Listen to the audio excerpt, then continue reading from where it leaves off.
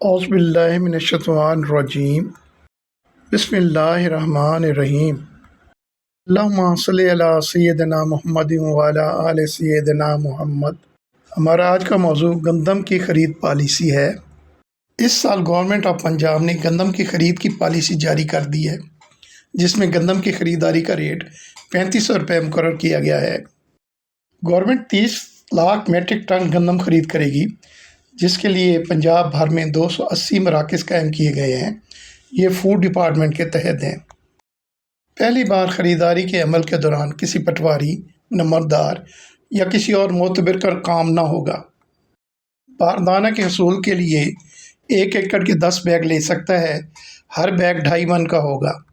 کسان اپنا شناختی کارڈ خریداری مرکز پر لے جائے گا، جہاں پہ موجود آفیسر اس کا شناختی کارڈ کمپیوٹر میں ڈال کر اس کے زرعی کوائف معلوم کر کے اس کے مطابق اسے باردانہ جاری کرے گا۔